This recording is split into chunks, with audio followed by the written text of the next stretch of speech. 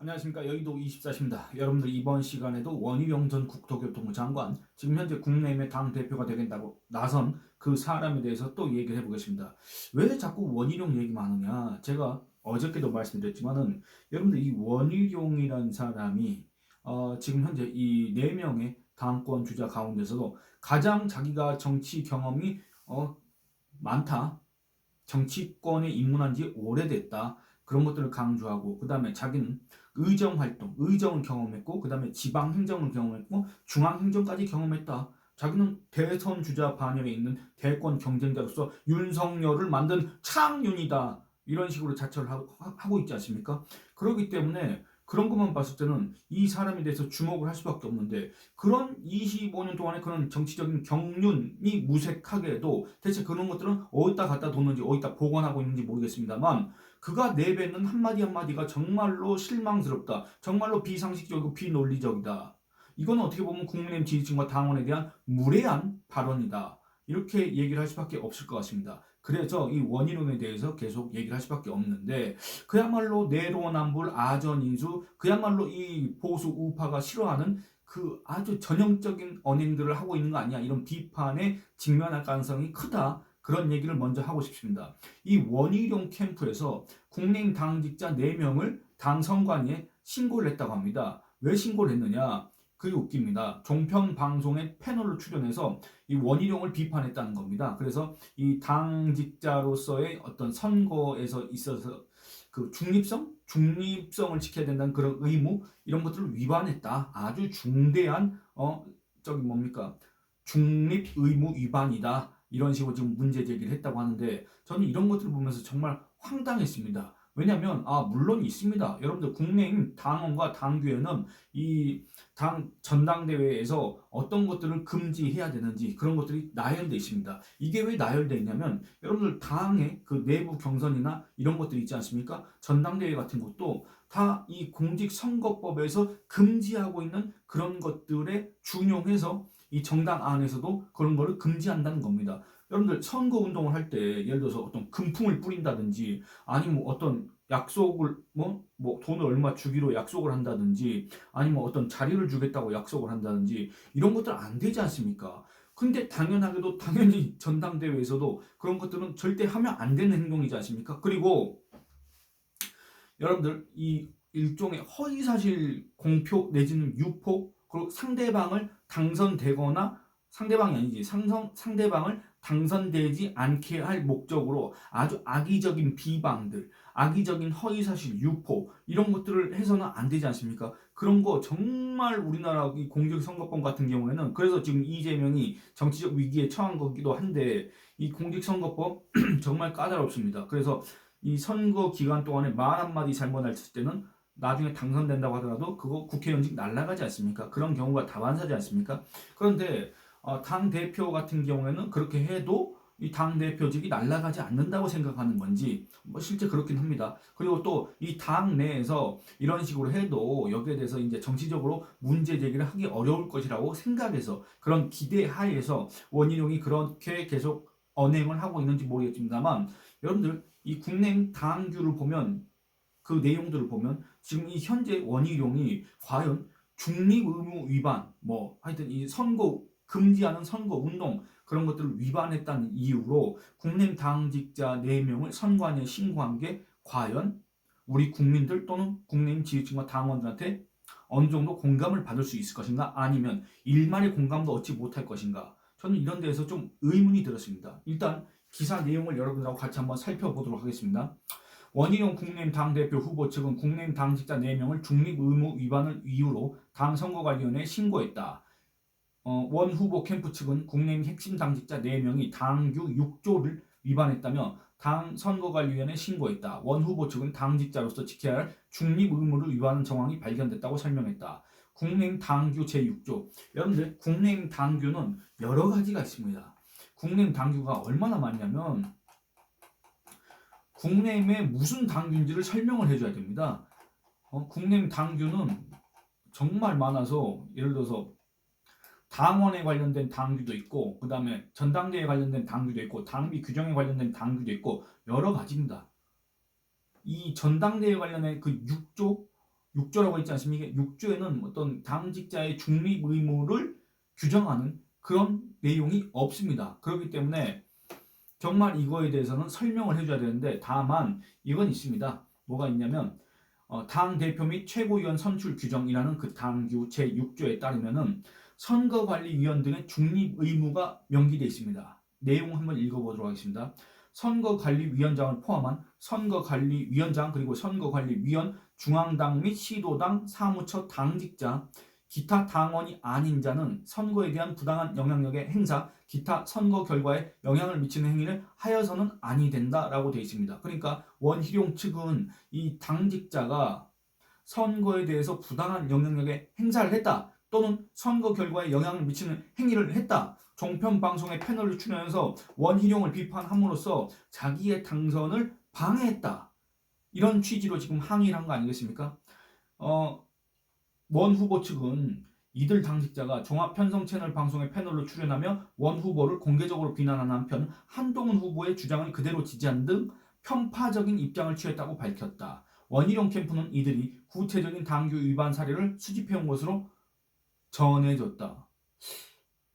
이들이 구체적인 당규 위반 사례를 수집해온 것으로 그러니까 여러분들 이거 기사입니다. 분명히 여러분들도 인터넷 검색하시면 볼 수 있는 기사인데, 이 기사에 나온 이 문장 자체가 또 말이 안 되는 겁니다. 제가 말을 잘못한 게 아닙니다. 읽으면서도 지금 말이 안 되는 것 같은데 제가 하고 한번 유심히 본 건데, 참 그렇습니다. 수준이 그렇긴 한데, 어쨌든 그 뒤이어서 마지막 한 줄 더 읽어보면, 원 후보 측 관계자는 당직자로서 영향력이 큰 이들이 원 후보를 노골적으로 비판한 만큼 심각한 사안이라며 캠프 내부의 법률자문위원 검토도 마쳤다고 설명했다. 글쎄 여러분들, 이 당 내부에서 이 경선을 하는 데 있어서 거기에 대한 일종의 의견 표명, 아니 누구를 지지하고 지지하지 않고 이런 의견 표명이 아니라 그냥 그 사람 주장에 대한 비평도 하지 못한다? 여러분들 이게 과연 가능한 겁니까? 이게 우리의 상식선에서 수용 가능한 문제제기라고 생각하십니까?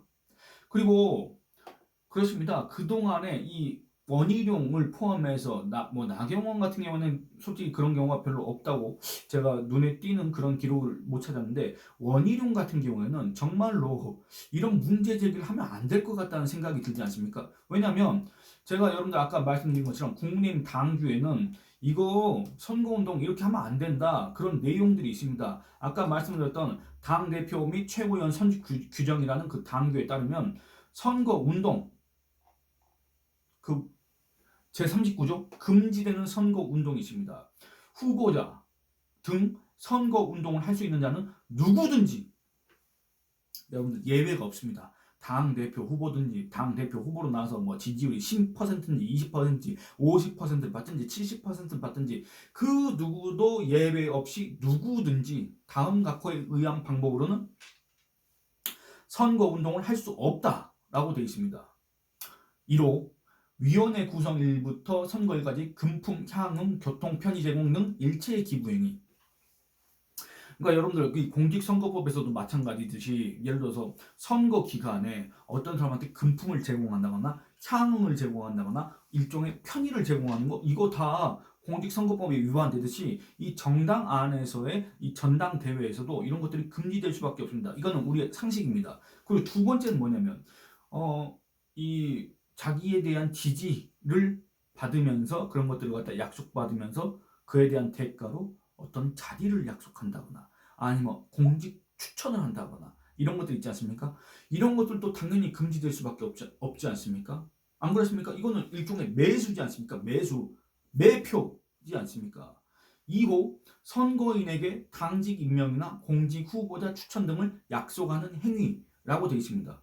여러분들 저는 이 두 번째, 아마 당직 임명 같은 경우에는 암암리에 다들 이게 얘기가 이루어졌을 거고, 근데 다만 공개적으로 이런 얘기들을 못할 뿐일 텐데, 그럼에도 이런 규정이 있기 때문에 이걸 공개적으로 했을 때는 문제가 될 수밖에 없지 않겠습니까? 그런데 저도 이걸 몰랐습니다만 이제 이 제 영상을 보시는 분들께서 이제 댓글을 달아주신 그 내용을 보니까, 원희룡이라는 사람이 경북 상주를 방문했을 때 임이자 의원이라고 있습니다. 이 사람이 지금 3선인가 그런데 이 사람이 한노총 출신입니다. 이게 이 노동 관련 전문가라고 이렇게 얘기할 수가 있을 텐데, 임이자 의원 그 당협을 방문해서 그때 당시에 상당히 이런 어떤 문제성 발언을 했습니다. 이거는 정말 보는 시각에 따라서는 정말 이 국민의힘 당규 제39조 금지되는 선거운동 제2호 선거인에게 공직 후보자 추천 등을 약속하는 행위에 해당할 수도 있지 않느냐, 이런 의심을 충분히 살 수 있을 만한 그런 발언을 했습니다. 여러분들 이게 지금 여러분들 제가 여기서 이 컴퓨터에서 그걸 재생을 하면은 여러분들한테 들릴지 모르겠습니다만 한번 이걸 마이크를 갖다 대고 재생을 한번 해보도록 하겠습니다. 그때 당시에 언제냐면 6월 25일입니다. 6월 25일 원희룡이 경북 상주 중앙시장을 방문하고 그 다음에 그 상주 당협 그 당원들과 만나서 얘기를 하는데, 이 임이자와의 그런 자기의 관계, 임이자를 자꾸 누이라고 하면서, 여러분들, 그러니까 원희룡이 나이가 더 많습니다. 임이자를 이제 누이 동생이라는 식으로 계속 그 표현을 하면서 호칭을 하면서 나중에 윤석열 정권의 성공을 위해서 윤석열 국정을 성공시킬 때 임이자를 뭐 노동부 장관으로 영순위로 추천하겠다, 이 오누이로서의 무슨 활약을 기대해 달라는 취지로 그런 얘기를 했습니다.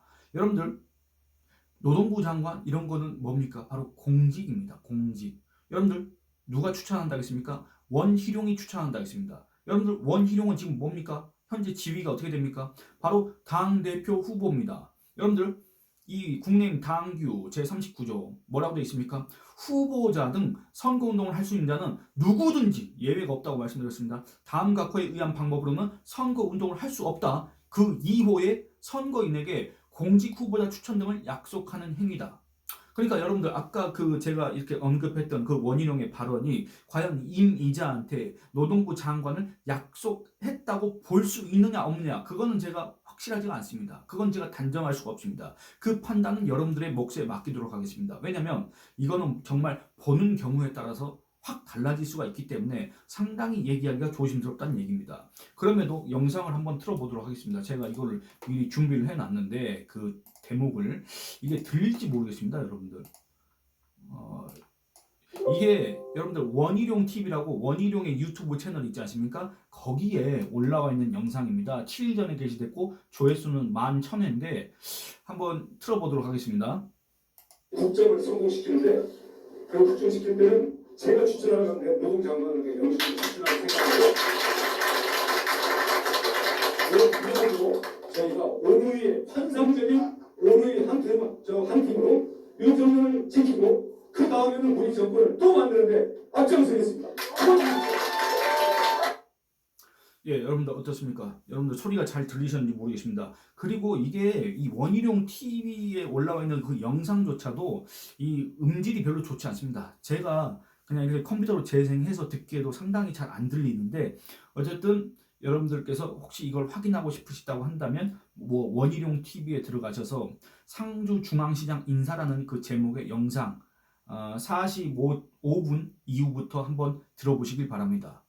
여러분들한테 그 판단을 제가 미루도록 하겠습니다. 상당히 조심스러운 대목이기 때문에. 그러니까 결국엔 뭡니까?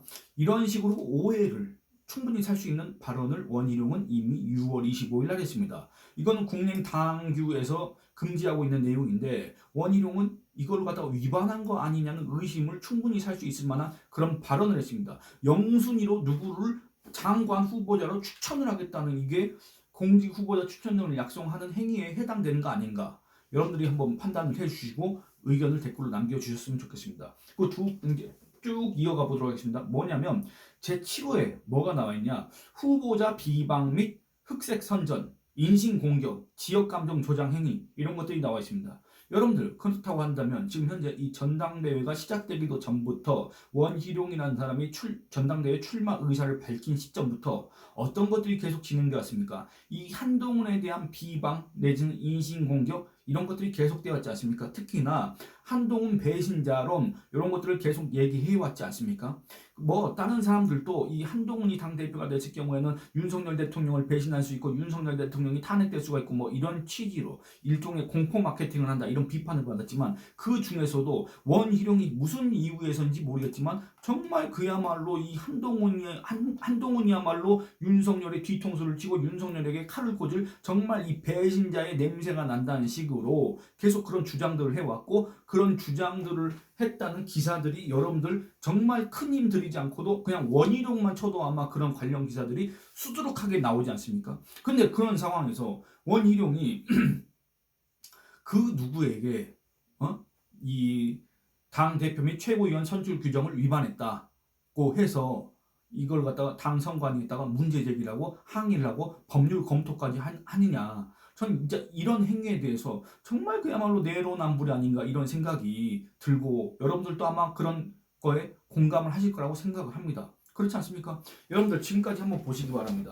이 한동훈 배신자론 이런 것들이 어디서부터 나왔습니까? 그 출발이 어디서부터 했는지 모르겠지만 지금 여러분들이 그런 주장을 자주 접하시는 그 화자가 스피커가 누굽니까? 바로 원희룡이라는 사람이지 않습니까? 여러분들 그러니까 한동훈이 윤석열을 배신했습니까? 지금 배신한 겁니까? 그런 것도 아닌데 자꾸 이 배신자 이런 얘기가 나오고 있기 때문에 그리고 두 번째는 이런 것도 얘기하고 싶습니다. 이 아까 국민의힘 당규에 어떤 것들이 나와 있었습니까? 비방, 흑색 선전을 하면 안 된다. 흑색 선전을 좀 다른 얘기를 하면 마타도 또 다른 얘기를 하면 일종의 가짜뉴스 또는 허위사실 유포 이런 것들이 될 수가 있겠습니다. 그런데 제가 어저께 영상에서 말씀드린 것처럼 한동훈이 CBS 그 뭐 김현정의 뭐 그 프로그램 있지 않습니까? 라디오 프로그램과의 인터뷰에서 원희룡을 상대로 해서 박근혜 대통령 탄핵 소추안에 찬성을 했다. 그리고 그 뒤에는 그때 당시에 원희룡은 비록 국회의원은 아니었지만 거기에 대해서 이렇게 했지 않느냐 입장을 밝혔지 않느냐 이런 식으로 얘기를 했습니다. 부연을 했는데 원희룡은 그때 뭐라고 했습니까? 저기 한동훈 허위사실 유포하고 있다 이렇게 얘기했지 않습니까? 공개적인 사과를 요구한다 이렇게 또 얘기했습니다. 뭐라고 얘기했냐? 배신자 소리에 발끈했는지 그러니까 벌써 자기가 그걸 갖다 인정하는 겁니다. 자기가 한동훈에 대해서 배신자라고 했다고. 여러분들이 뭡니까? 후보자 비방입니다. 인신공격입니다.